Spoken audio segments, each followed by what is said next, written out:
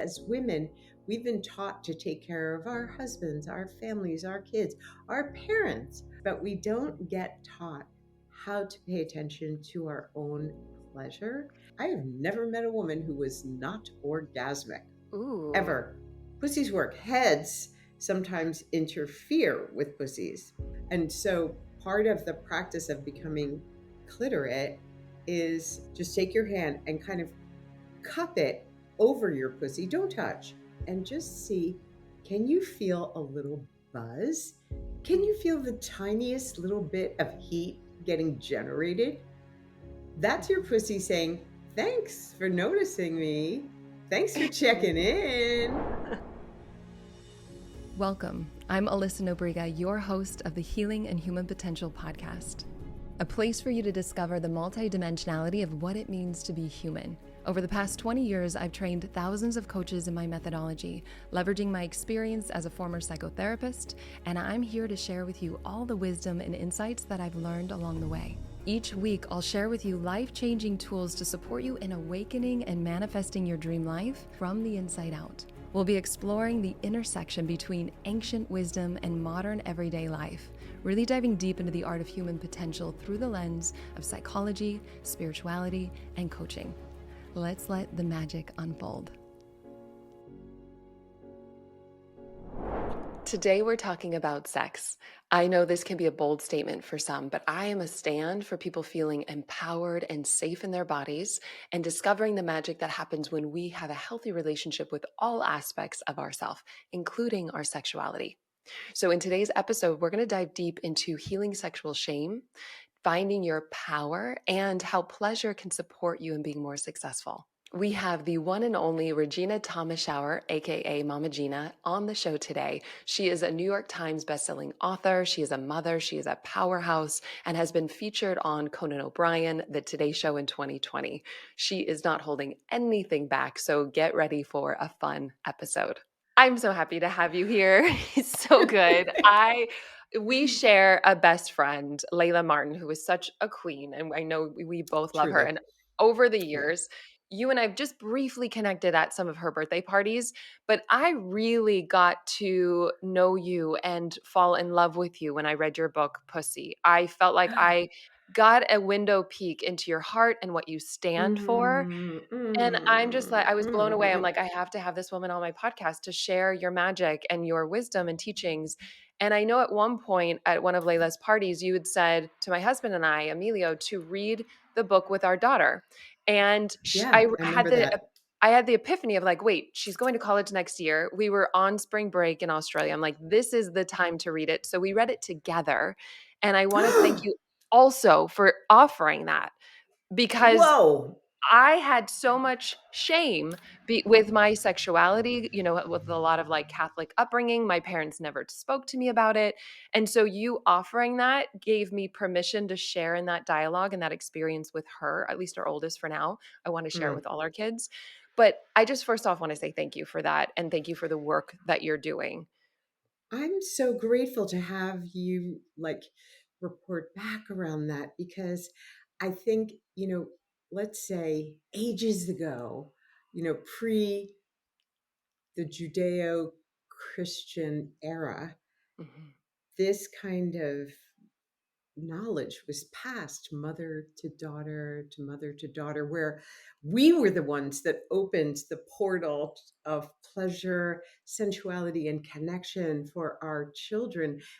And we have stopped doing that because our culture teaches us to be so ashamed of who we are Yes. as women, of our bodies, Yes. of the heart and beating core of our feminine power. And so for you to have taken your daughter on that ride, it's both very very modern and very ancient all at the same time, Mhm. which is an irresistible combination.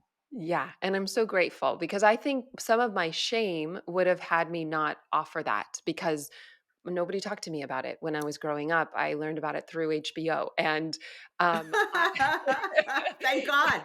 Thank thank God for God. HBO. I have more questions for you about that later.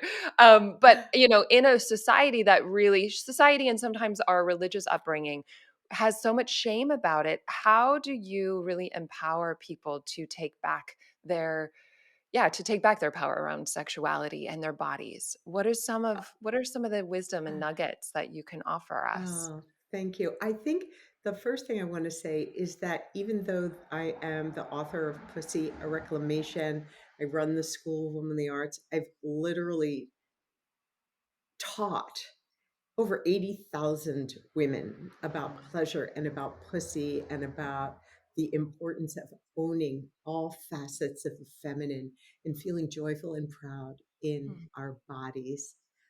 When I was raising my daughter Maggie, I was I was filled with all the same kinds of hesitation. I was like, "Oh, wow, how do I start these conversations?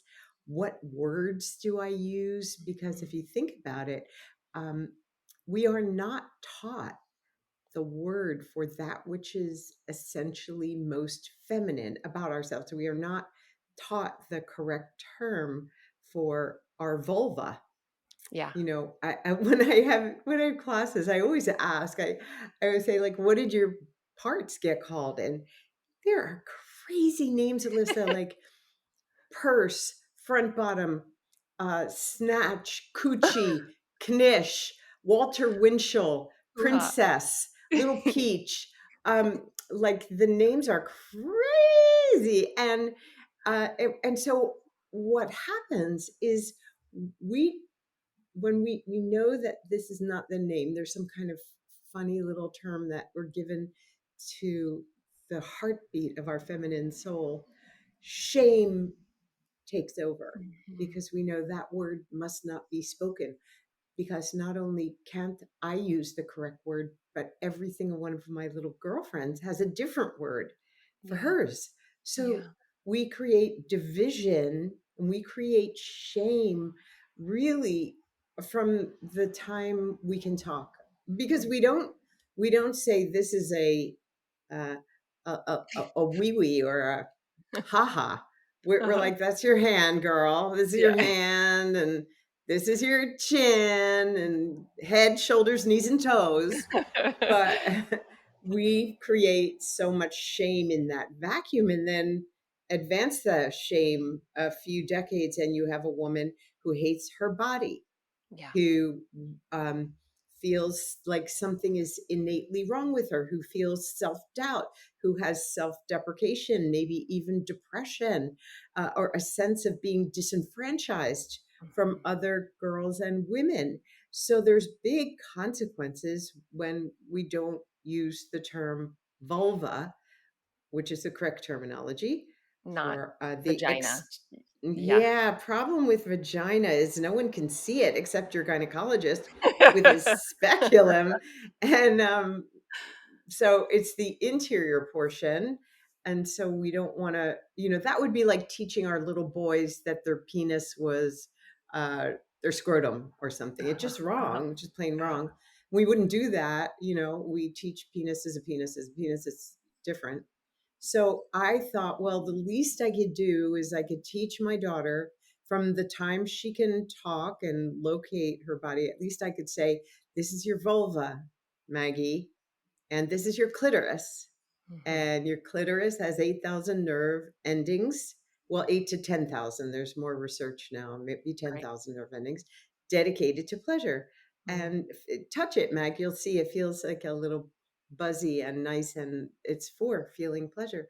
Mm. So I got the basics in there. And I think as parents, if that's all you do, you are doing a lot. If Mhm. you just teach your little girl the correct terminology, and the same thing with your little boys, so Yeah. that they're all in the same playing field. Yeah. Yeah. I mean, I also want my son to read this. I think my husband can have conversations with him about it. Hmm. But just like the more I do my work and I feel sexually empowered and I don't feel as much shame, the more I just naturally want to share that with others, including my kids, Hmm. of course, where it's like Hmm. passing it Hmm. down. So some of the work that I'm hearing you say about helping people feel sexually empowered is talking about it and you embodying and doing the work, I would say, so that you feel Yes. so much more comfortable in yourself that you wanna have conversation. with others. Yeah, yeah. Mhm. Women often ask me, moms and grandmoms that come to my course, they're like, how do I teach my children or my grandchildren to love themselves? And the answer is the more you love yourself, the more you will just inform by That's right. being. You don't have to actually teach someone. You just Yeah. are. And Yeah. because we learn so much from one another's bodies and the experience, if you grow up in a house where your mother feels a lot of shame about herself, a lot of shame about her sexuality, if she feels Mhm. shut down, Mhm. then you're going to learn those experiences and she will not have to teach you anything. That's right. You'll I mean, just pick them it is up. the teaching through watching, through the example of it. Yeah. Exactly. And Exactly. I think I really like meeting edges, and I think anything that feels shameful that we don't talk about breeds more of it. And so, money, sexuality, I like Mhm. going into those areas to bring greater consciousness, more light, more liberation and freedom Yeah. into Yeah. it. Mhm. Yeah. Mhm. Agreed. Yeah. Agreed. And I think sex and money are like 2 areas that we don't get a lot of education, and we have to find our own way to Yeah. freedom there. Yeah. Yeah, and I think it's important to chart into those kind of dark areas of what people don't speak about so that we can Mhm. find our own truth and feel a healthy relationship with all aspects of our life. Yeah. Yes. And I know that also feeling safe in our bodies is really important. Is there a practice that you have discovered over the years of working Mm. with people that supports them in feeling safer in their bodies? Yeah. Well, there's so many. I think you have to hit the issue of safety on a lot of different, Okay, levels. let's do it. Yeah. And you can, because some people learn intellectually, Mhm. some people learn experientially, and Yeah. you want to make sure that you're allowing each way that people consume and, digest information to be available. So all of my very first book, which is called Mama Gena's School of Womanly Arts, it was like the basic primer for how does a woman learn the Mhm. practice of grounding inside of her body. Mm. So, for example, if I was teaching a class and you were in it, I would say we would always start with something called bragging, which is nothing more and nothing less than really truing up to what is, because we as women weren't taught to celebrate ourselves, especially in the presence of other people. In fact, we were taught dial down the good news, crank up the bad news because it's easier to share. People can relate, and we relate a lot on mutual victimizations. Mhm. So, bragging is intended to reverse that by giving a simple practice of self celebration. And you can do this with your kids also. I I love do it with my daughter, I do it with my entire family, I love actually. this. Oh my God. I was talking to my daughter today. I do three things. I call it a holy trinity: a brag, a gratitude, and a desire. And Mhm. so we get together for these Shabbat dinners once a month. And everybody is used to me taking over and saying, okay, give me a brag, give me a gratitude, give me a desire. Because it's an instant way to Mm. connect Mm. with people. So my daughter was just traveling with her boyfriend, who she's been with for a couple years, and they were at the family home in Switzerland. My daughter lives in London, and so her boyfriend said to everyone in his family, "Why don't we all go around and do a brag and do a gratitude?" I love And this. I was just so excited because it wasn't even my kid. My Yeah. kid, the last thing in the world she would do is initiate that. But her boyfriend was really, really cute. So let's brag together. Okay. And I invite anyone who's listening to this podcast to practice this practice Mm. today, Mhm. tonight. Mhm. Instead of complaining with your girlfriends or your guy friends, brag with them and see Mm. what happens to your body when you brag. So, ready? Yeah. You ready to give me a Yeah. Oh, brag? I'm starting it? Or are you starting it? Oh, Are we going back and forth? How does this work? oh, let's go back and forth. I Okay. kind of want you to start it because I Okay. just want to. I'm kind of yeah. Why not? You're Okay. bold. Yes. Yes. So I've never done this before. So I'm just You owning just pick anything in one your brag. life, Okay. anything in your life to brag about. I Anything. am I am so proud of the relationship that I've cultivated with my husband over 15 years. The depth of love that we share together and the safety I have in my marriage is something that I'm proud of and I'm so grateful Mm, for. mm, mm, mm, mm. Yeah. Okay. First of all, having witnessed you both and seen this love, it is inspiring. It Mm. is truly, truly inspiring. And we do not get a lot of training or a lot of practice in how to create a relationship that starts good and gets better and better and better over a lifetime. So seeing the tracks that you both have laid is thrilling. And by the way, that was an upride to your brag, I which is a like it. fun thing to do. It's like Yeah. you grab the person's brag and you're like, oh yes, yes, yes, yes, And yes, yes. yeah. Yeah. Yeah, You it feels like you're also mirroring me and helping me feel seen. So it lets me mm-hmm. digest and receive what I'm also Yes. sharing and elevates it. Yes. That's beautiful. Yes. Yeah. Yeah. Okay, I'll brag. Okay. Um, I brag that I I I'm just back from Turkey. And so I've been waking up at 4 o'clock in the morning.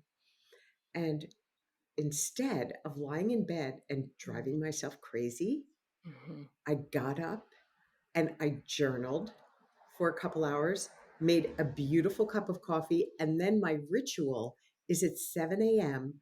I meet a little group of, we're called polar plungers, and we plunge into the ocean because I'm at my beach house. We plunge into the ocean every morning at 7, 365 days a year, no matter the weather. So I journaled, biked, plunged, and I was home by 7:20.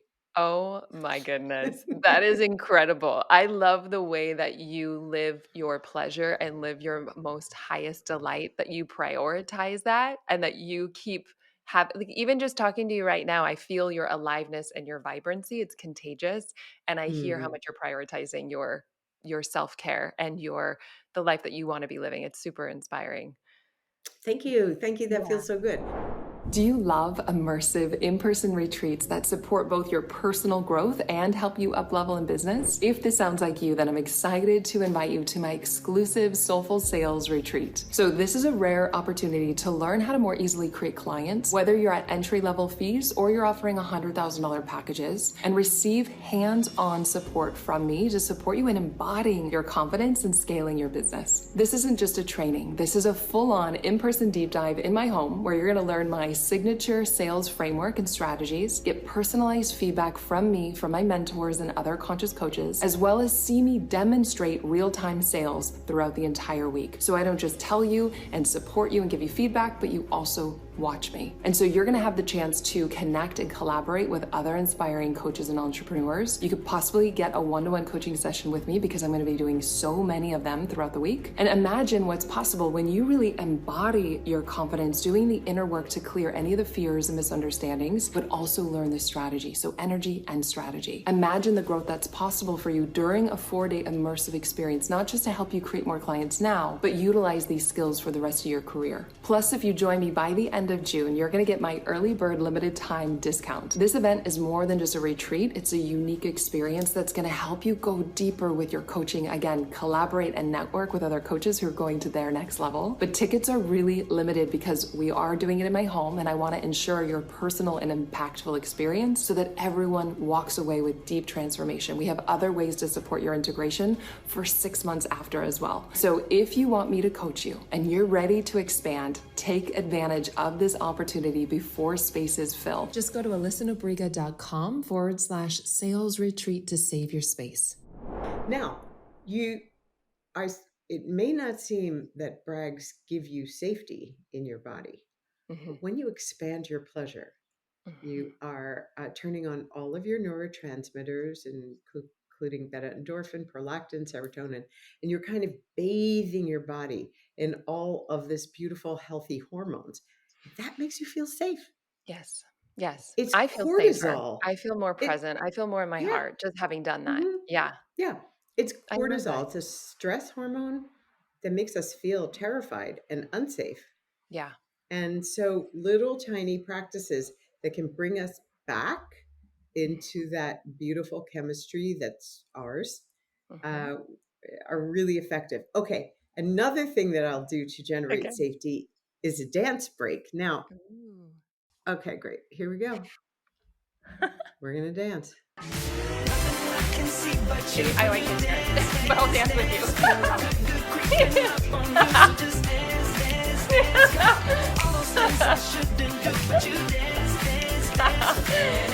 Yes. Got the sunshine in my pocket.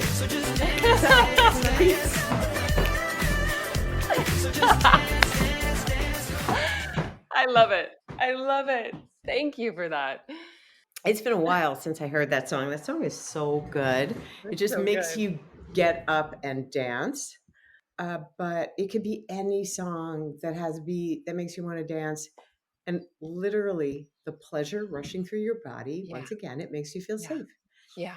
Yeah. S- These are I love I'm an experiential kinesthetic learner. So what I love that you're inviting is to come into aliveness, into spontaneity, into the moment, and to Uh-huh. have some of these practices feels so easy and doable to Hmm. cultivate more of that safety and that connection is beautiful. Yeah, thank you. Yeah. And I, what about people that feel even self-pleasure can feel shameful for people? Is there like hmm a simple step that they can take in the direction of hmm even if it's just giving themselves permission by listening to a podcast where they're like, "Oh, maybe that's not bad." hmm Yeah, I remember I was maybe 12 years old babysitting a little girl and she was touching herself and I walked in and I was like, "No, don't do that." And Oh my God, I Alyssa! Alyssa! I know this was Oh my conditioning my from not hearing about like what to do. And I later was like, wow, that's very telling of what I thought was okay and not God! okay. Yeah. Hmm. Clearly, I mean, I hope I hope you forgive me. And that's very telling at my 12-year-old self had so much shame around that's not okay. You don't, I never, and then later in college, I learned to take a mirror and look at my vulva and write an essay about That's it. And huge. it That's was, huge. What yeah, kind of class was that that it was taught you that? sexuality. It was a human sexuality and something Oh my class. God. Yeah.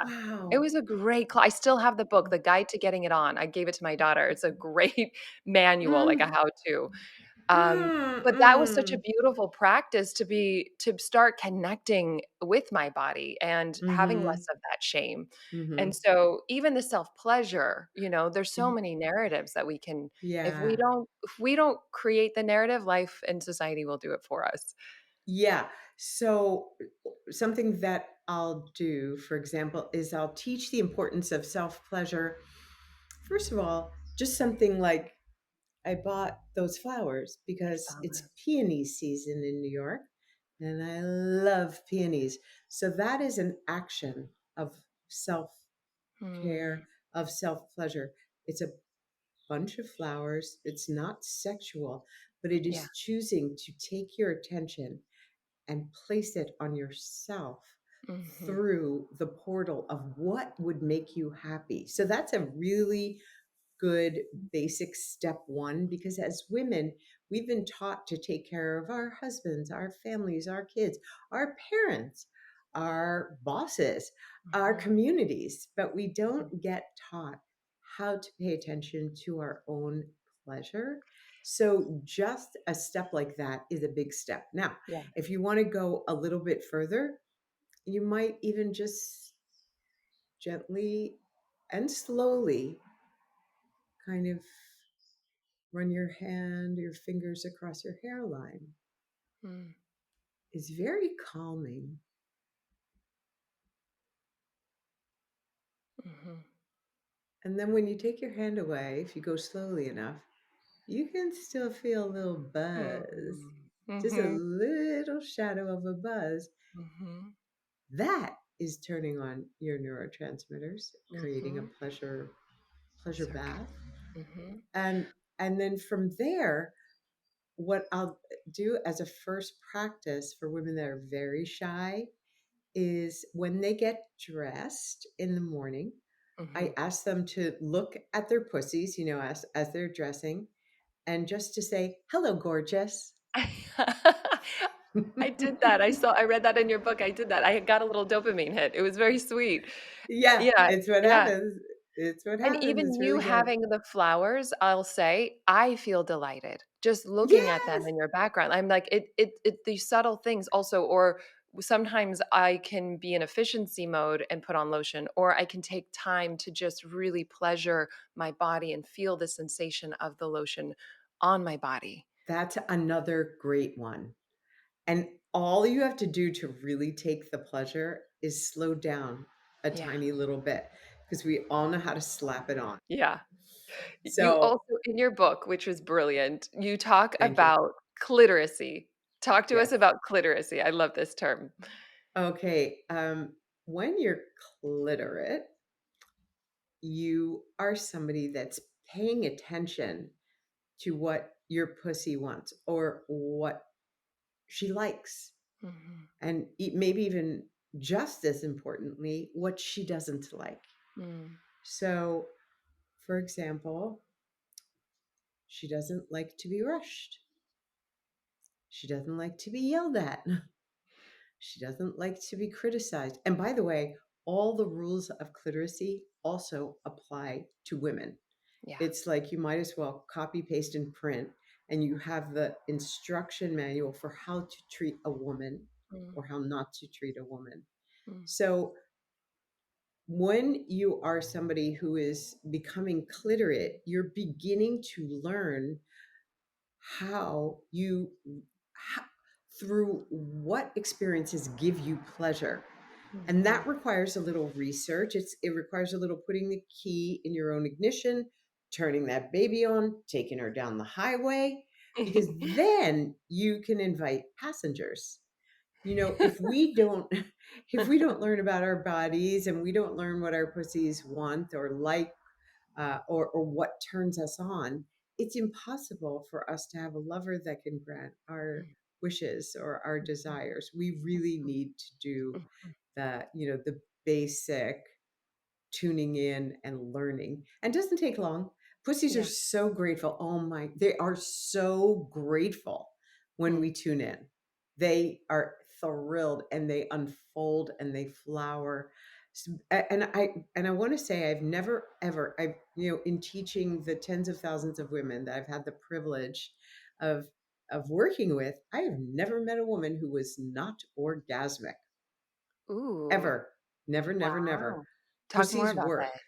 Pussies work. Heads sometimes interfere with pussies, Mhm. but pussies work. And so part of the practice of becoming cliterate is getting out of your head long enough to feel your pussy. And once again, I'm going to be super basic, but if everyone who's listening to this podcast right now, just take your hand and kind of cup it over your pussy. Don't touch, just cup it over your pussy and just see, can you feel a little buzz? Can Mm, you feel the tiniest little bit of heat getting generated? That's your mhm, pussy saying, thanks for noticing me. Thanks for checking mhm. in. Hello back. Mhm. Because pussies are the only function of your clitoris is pleasure. Mm. They Clitorises don't do anything else for us except give us pleasure. That is the whole reason they exist. And that's something. I mean, It's that it's legendary. yeah. Yeah, and that we are wired for that pleasure and that we were given that pleasure, that we get to and why do you think we're so cut off from that pleasure? Oh, I guess you could call it the patriarchal Patriarchy. world culture, maybe. Uh, you know, Controlling the Yeah. feminine Mhm. uh, is. something that this culture uh, has as a priority. And one of the ways you can shut a woman down is if you shut down her relationship with her pussy or her pleasure, because Mhm. if she's disconnected, she's Mhm. disempowered. I Yeah. mean, that's what the hashtag Me Too movement is all about. Mhm. Mhm. Women that were, let's say, hurt or injured, or there was some kind of abuse patterning in their family or in their experience, their dating experience, and Mhm. then they get shut down because they've been hurt through abuse. They can't discern their yes or their no. They Yeah. can't find their inner compass. Mhm. So women have a tendency to say yes when they mean no, Yeah.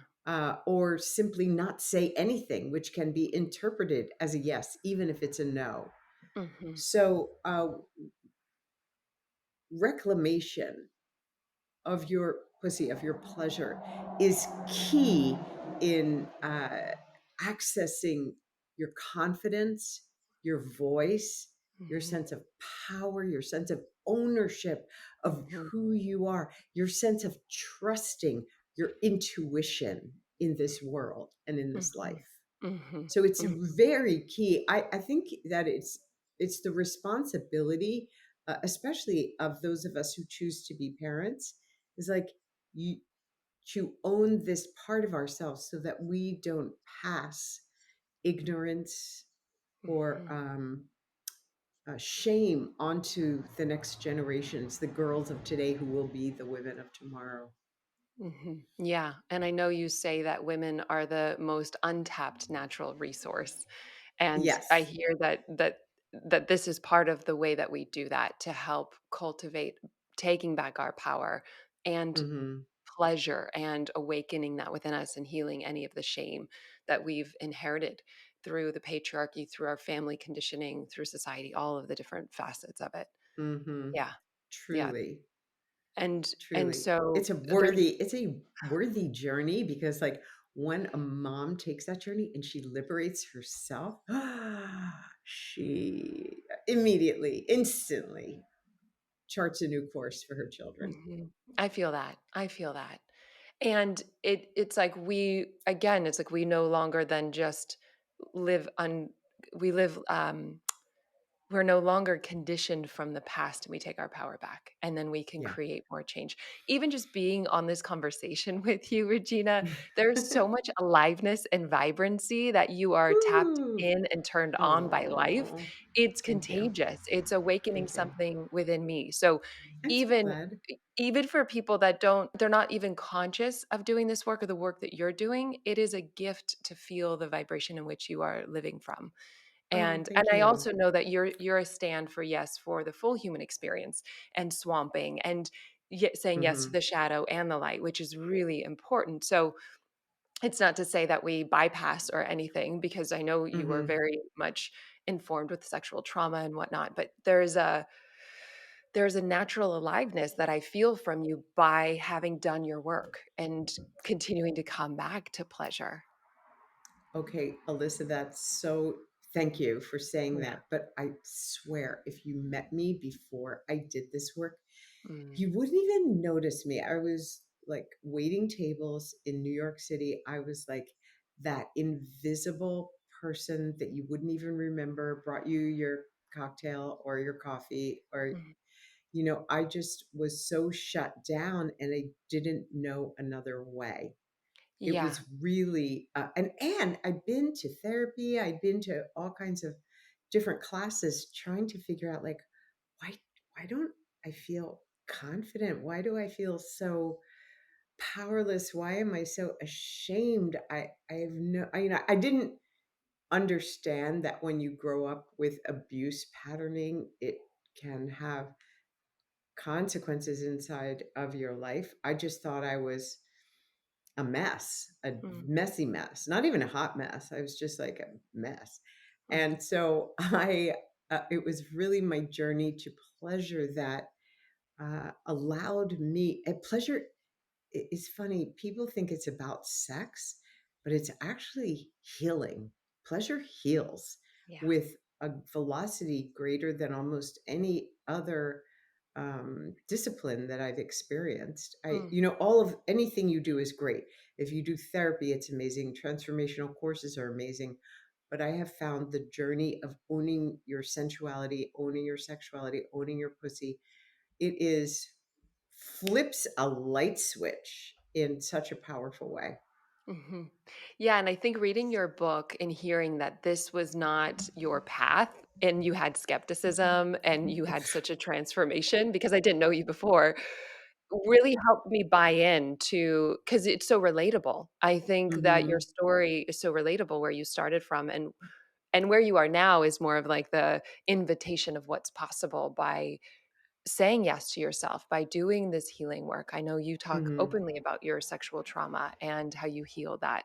And Yeah. so for anybody that, what would you say to somebody that may be listening that's skeptical, can you share a little bit about where you were and what has been the result of doing this work?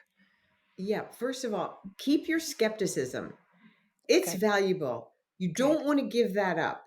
Yeah. It's more like when you begin any journey, you're doing research. So if you were to pick up one of my books, you would be doing what I would call pleasure research, where you're just putting on your little researcher hat and you're saying, okay, let me just see. Does it feel good to brag or not good to brag? Does it feel good to do a dance break? Not good to do a dance break. Does it feel good to begin a path of owning my pussy, learning about cliteracy, finding my way, or not? It's good to be skeptical and keep that sense of judgment until you find some openings that are relevant for you. But I grew up in a family where there was abuse patterning that had a huge impact, really, from the time I was a baby, pre-verbal. And so I didn't know that. To me, that was home. That was Mhm. just what took place. I didn't know that I was actually, that I could be something different than shy or introverted or scared. I just thought I was a very shut down creature. And so it was really quite a surprise when I began to learn I, oh, there's more to me than my limitations. I'm bigger than that. And for me, it was, I studied at a school called Lafayette Morehouse, which is in outside in the Bay Area, Mhm. in California, and that was my basic training.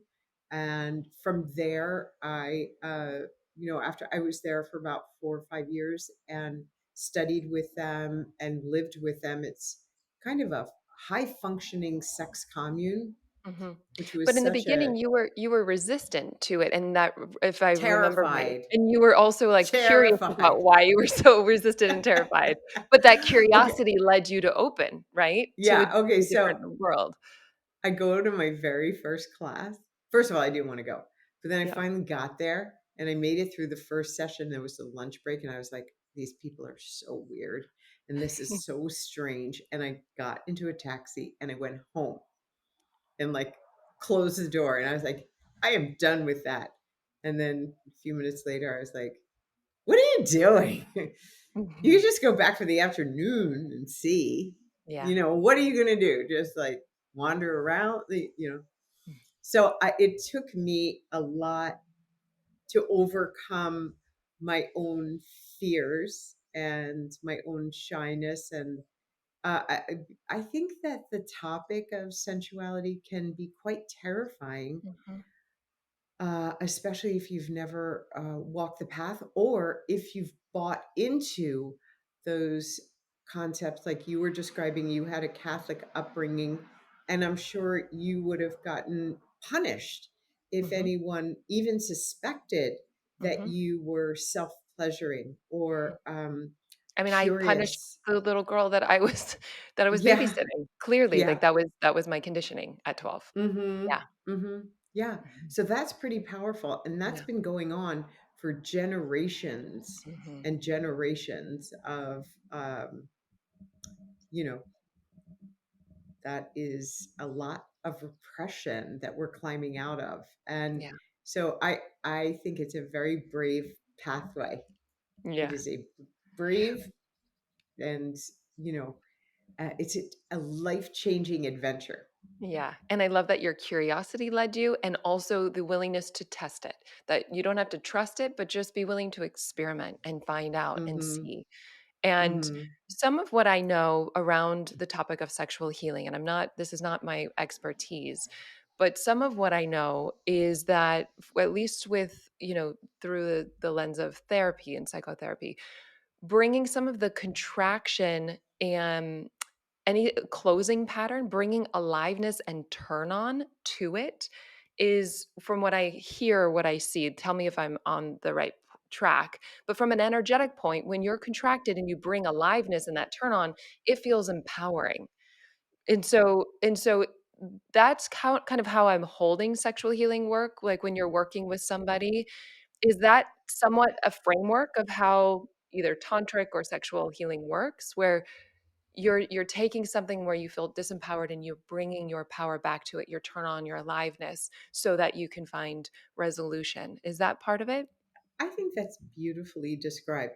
What I noticed when first of all, I started teaching in my living room, and when I would open the doors of pleasure for women, if women had trauma in their Mhm. body, or they had sexual trauma or emotional trauma, verbal abuse, some kind of pattern in that body, that once you kind of, she connected with her pleasure, she connected with her pussy, she started to reframe, all of that darkness would start, woo, swirling back in, almost to say, like, okay, you can handle us now. You're You can safe. handle Let's all go. of this emotional overload that maybe you couldn't have handled prior to your connection with your pussy and with your feminine and with your body. And so I developed a practice called swamping so that women could begin to make friends, make Mhm. friends with the darkness. Mhm. Because, if you think about it, when, did you ever hear this saying, little girls are supposed to be sugar, spice, and everything Everything nice? nice. Yes. Just makes my skin crawl. So when we're little and we hear that, we're like, oh, I'm not supposed to be filled with rage, filled with grief, filled with heartbreak, filled with jealousy. So what should I do when I feel that? I know, I'll shut it down. Yeah. I'll put a lid on it. Mhm. And so that it stays inside, and you actually kind of walk around like, with, it's almost like having impacted emotions inside your body. So what to do? So I began a practice with women as soon as they were connecting to their sensuality and their pussies and finding this flood of elation. I knew there was going to be a contraction. So we created a practice called swamping, where women got to literally celebrate their darkness through dance, through movement, Mhm. and through, like, 3 minutes of a song, for Yeah. example. You can express so much rage or outrage or grief. And then you end it by coming back to your body and turning your body on, which is really just a way of coming home. Yeah.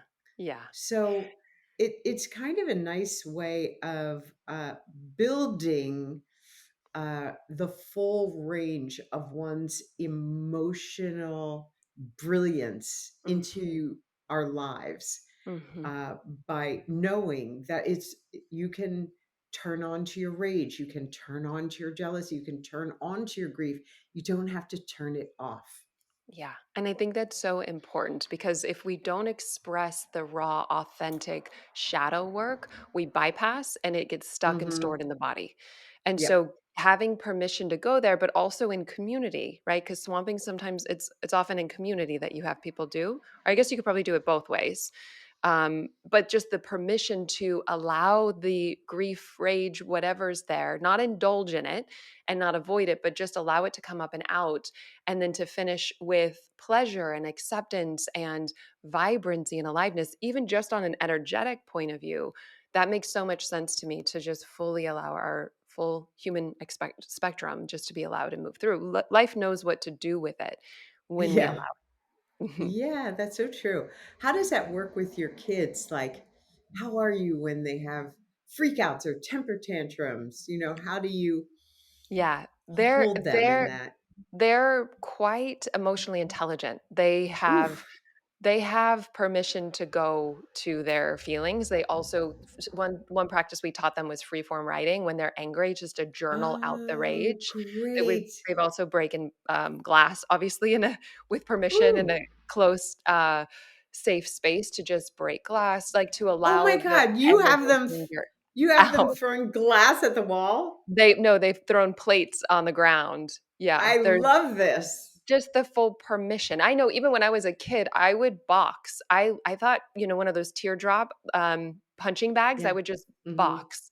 And that was helpful to get some of my rage and pent out energy up. And I know there's a lot of for adults, for now, there's a lot of um, support to do this work. Back in the day, Mhm. there was less, and Yeah. I think some of the school systems are waking up to emotional intelligence. So I used to be a somatic couples therapist, and in my kids' school, they have something called the Peace Path, where it's essentially a mago psychotherapy, where you say what I did to cause challenges in this dynamic was, and you take responsibility and you walk up this ladder. But it's couples therapy for kids in a very physical way. So I'm Wow. excited about where the future generations are Yeah. going and what's possible. Yeah. But yeah, this was, some of us have to just go back to do some of that healing work for ourselves now, Mhm. in an Amazing. immersion. Yeah. Yeah. I've been curious though. I want to ask you your experience because I've thought about this. I'm curious if you have found there to be a correlation with maybe your earlier sexual imprinted experiences and what turns you on as an adult. So I'll give two examples. One would be like if a little boy saw his mom showering and he got turned on and he's now like a peeping Tom, like that turns him on. Or Mhm. if for me, I learned about sexuality through HBO. And so one of the first things I ever saw was bondage. Now I love that. I don't know if that's because of the original imprinting, if that's just a correlation, or if that's more random. I'm curious if you've ever considered some of like the original imprints of what turns people on now. Ooh, that is so interesting. I haven't studied that, Alyssa, but I love your honesty and bringing that forward. I'm similar to you. I love that bondage. It's so much fun.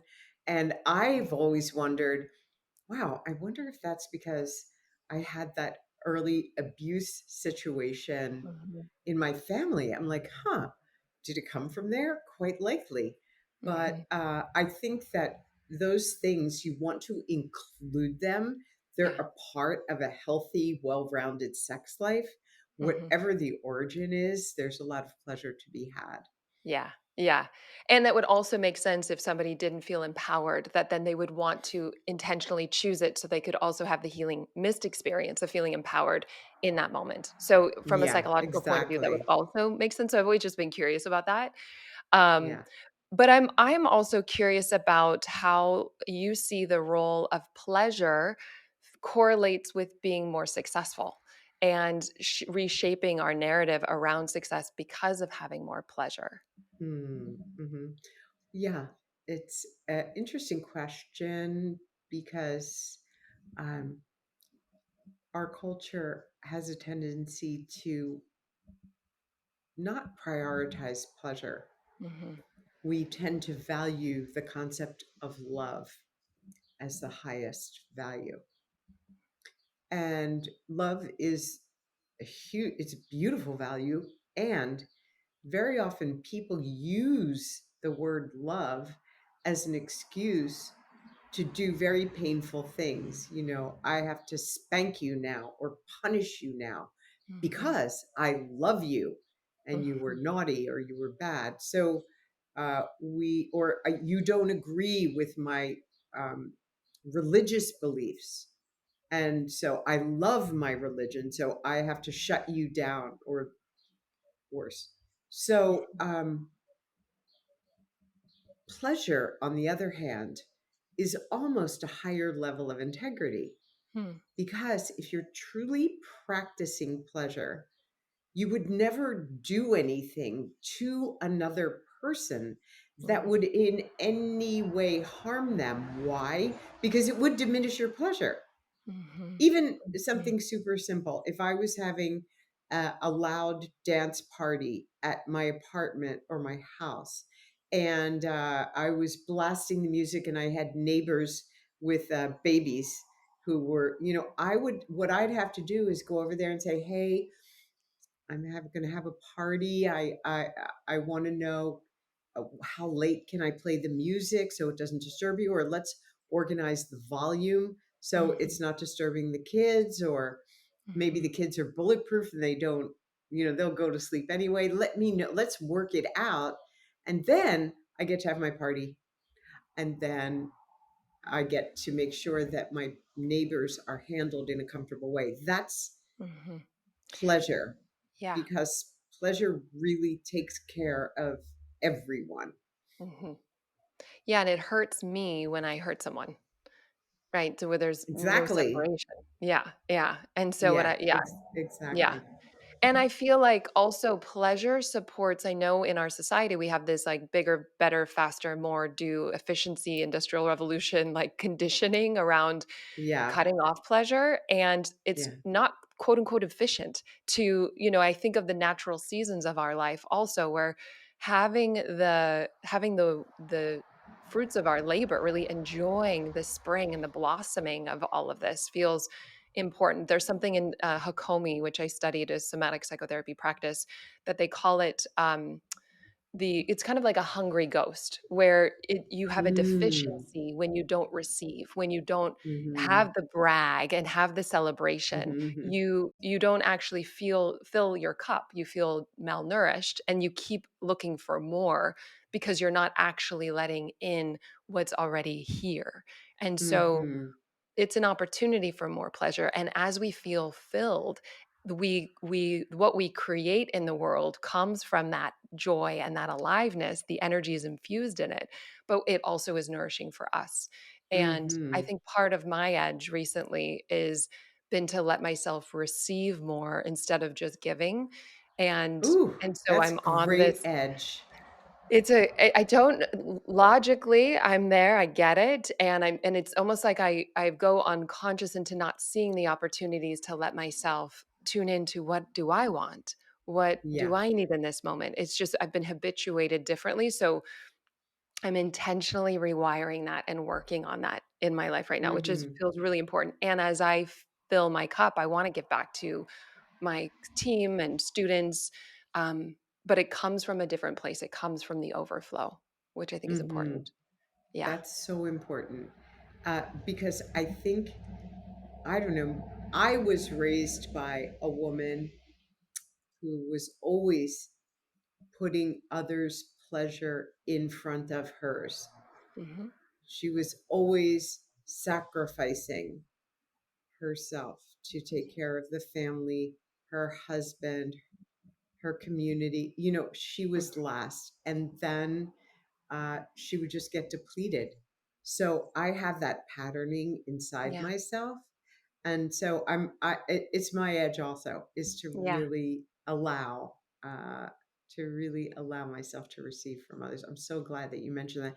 It's really important. Anyone who's listening, see if you can receive from someone today, Hmm. uh, even in some tiny, tiny way, asking for someone to help you with your bag from the grocery store, asking, oh my goodness. I had one of my clients last week. She had her kids draw her a bath. She has kids, a Hmm. 5-year-old and an 8-year-old, and they drew her a bath, and it was such a celebration uh, for her, because she never thought about that. But imagine how attentive those little boys are going to be to their girlfriends one day Mhm. when they have them, Mhm. and so it's a way of education. For a woman to receive pleasure, she's teaching the world how to cherish her and Yeah. how to treasure her. Mm, it's beautiful. And I know that flamingos are the only animal that actually lose their pink by giving birth. You can actually physically see the depletion of their body Wow. when they've had a baby. And so it shows us how important it is to take care of ourselves, to nourish ourselves so that we're not consistently depleted. And Mm-hmm. I think we're rewiring that as a society now, and that pleasure Yeah. is, yes, of service to us, but also of service to others around us. Just by Mm-hmm. you being bright and being in your Mm-hmm. joy feeds me and reminds Mm-hmm. me of the sparkle and magic of Mm-hmm. life. And or Mm-hmm. these little boys, like you're saying, attuning and treasuring their mom in the way that they are. I'm curious, how can men support women in really Yeah. reclaiming their sexual and feminine power? Mm. Well, I think the number one value for women, the thing that is the most important to us more than anything, is attention. Mm, It's more important than food. It's more important than shelter. It's the most important thing. And under that category of attention could be something as simple as, you look beautiful today. mhm, Can I bring you a coffee? Can I bring you a glass of water? How do you like to be touched? It's so I think, let's say, I always tell dads who want to make sure that they're being effective with their daughters. I'm like, if you make her feel seen, heard, loved, if you reflect her inner beauty, her outer beauty, her inner brilliance to her, that is the medicine, the game changing medicine. And it's very important to do, especially in the world when we're carrying these around, mm. Oh, to put this down yeah. when you're with your child, your wife, your mom, your grandmother, and to give them your attention, because that fills the soul of the feminine. Mhm, mhm, And men really do love to serve women. They just want to make us happy. And mhm, so the more we know about what makes us happy, mhm, the more they can feel effective and mhm. powerful. So Yeah. it's a really symbiotic relationship. Yeah, it's like we set them up to win by being clear in our communication, or by they can even see it in our body, but just to say, this is what I would love, because I think men just want to Yes. oftentimes be told. And so, Mm-hmm. but I love this paying attention, just like you were saying with your pussy, just like developing the relationship with your Mm-hmm. pussy to pay Yes. attention to acknowledge her, is the same things Yes. that we want. I think that's Yes. beautiful. Yeah. Truly. And Well, I have seen your husband pay exquisite attention to you, which is so delightful. he is an incredible husband, father, human. I'm deeply grateful for this man. Yes. Mm-hmm. Mm-hmm. And I know that my audience is going to want to stay connected. I would love, for sure, I want to encourage them to read the book Pussy. It was Mm-hmm. phenomenal. It's hilarious, it's light, it's educational, it's everything you are. But what else are you up to? Where do people stay in touch? Oh, it's if they go to my website, um, right now, actually, I have a self love challenge that is a free offering. And the website is mamagenas.com, or hit me up on Instagram. I always respond. That's amazing. I love you. I am Yeah. so grateful for the work you're doing in the world and the Thank you. embodiment of who you are. Yeah. Thank you. Thank you. Thank you. Thank you. Thank you. It was such a blast to see you, Alyssa. Thank you for having me. So good to be with you always. Thank you so much for doing this work that changes the world, starting with yourself. It truly does make a difference. And if you're finding value in this podcast, a cost-free way to support us is by leaving an up to 5-star review. It does mean the world to us.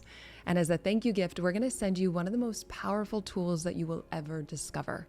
You're going to get behind the scenes access showing you how to live into your full potential without letting fear hold you back from stepping into your dreams. Just head over to Apple Podcast or Spotify and leave a review now. You can take a screenshot before hitting submit and then go to alyssanobriga.com/podcast to upload it. And make sure to have your automatic downloads turned on wherever you listen so you don't miss any of the upcoming episodes. I have so much magic I can't wait to share with you. And you can find all this information in the show notes below. But lastly, if you're on Instagram, I love connecting and hearing from you. So come on over and say hello. I'm at Alyssa Nobriga. Thank you again for being here. I cannot wait to share more with you.